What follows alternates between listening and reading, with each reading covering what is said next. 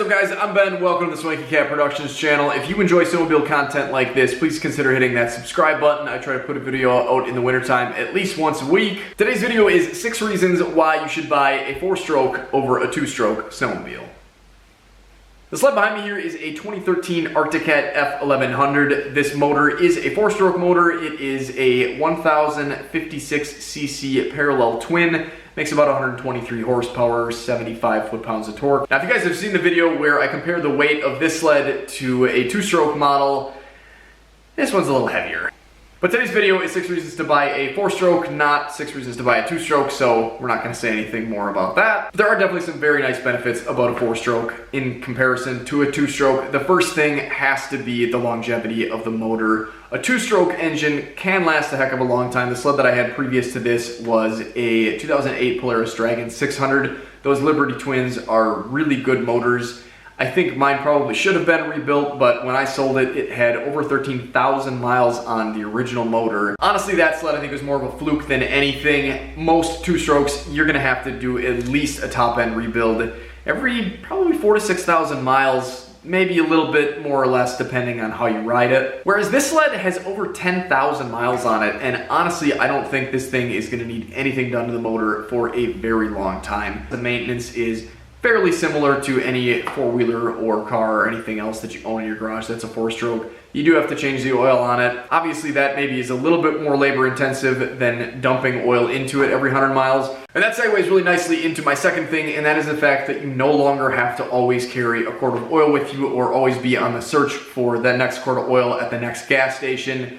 You've got your oil in your engine case and it just gets pumped through the system, lubricates everything. You don't have to worry about it. Jumping back on a 2-stroke last year when I borrowed a good friend of mine's, it was definitely a bit of a wake-up call on how nice it is to not have to worry about that. And if you plan for it and you ride around town and you're in places where you can pick up oil, it's not a big deal. But it is definitely nice to have one less thing to be concerned about when you're on the trail. And if you're somebody that puts a lot of miles on in a season, having a 4-stroke sled can definitely save you some money because you've got to dump 4 quarts in to begin with, but you can ride around with those 4 quarts no matter how many miles you put on in that season, I guess unless you get to the next service limit.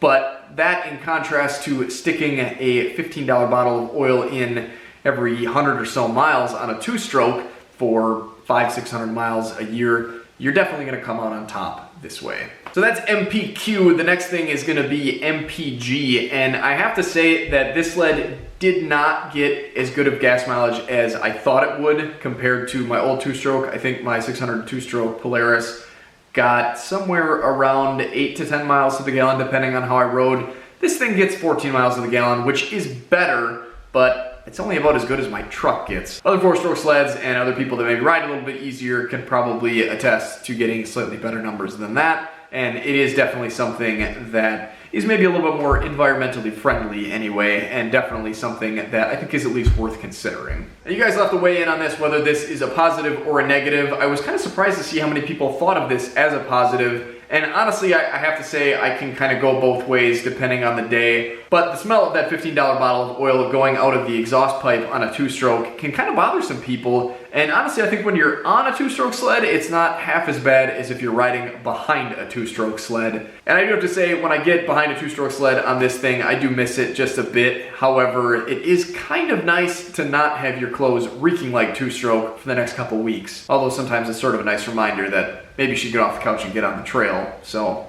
I don't know, I'm still a little bit up in the air on that one. The next one is something that I'm also kind of up in the air about, honestly. I think the ZR6000 that I rode last year was actually much less annoying to ride than this sled from a sound standpoint. Now, this sled does have a heck of a lot of studs in the track, and I think that can kind of create a little bit of a hum, but this thing can kind of get a little bit annoying, and honestly, a lot of times I've been out on long days where I sort of wished I had earplugs in. But in general, I think the consensus is that a 2-stroke is much louder, 4-stroke is supposed to be a little bit quieter, and definitely doesn't scream near as much as a 2-stroke does. Obviously, depending on what type of can you've got on either of them can drastically affect that, but I think in general you'll find that 4-stroke motors are, well, a little bit more neighbor-friendly than a 2-stroke. And some people really like that.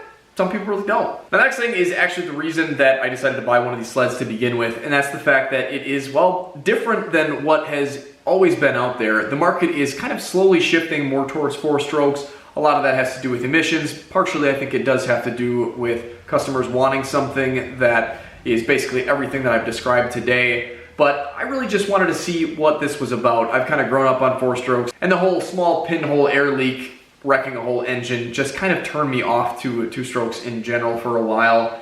And I think they definitely can be reliable, but just having something that I knew, having something that was, like I said, just a little bit different, really kind of drove me towards this sled. And honestly, I'm not sure if I'm gonna go with a turbo 4-stroke next, or if I'm gonna go with just a big old 2-stroke. I guess we'll have to see what I find. But if you guys wanna make sure you see that, make sure, again, you hit that subscribe button, click the bell after subscribe to let you know anytime I put these videos out. Other than that, guys, thanks for watching. Get out, enjoy this beautiful world any chance you get. Maybe get your sled fixed before the snow falls.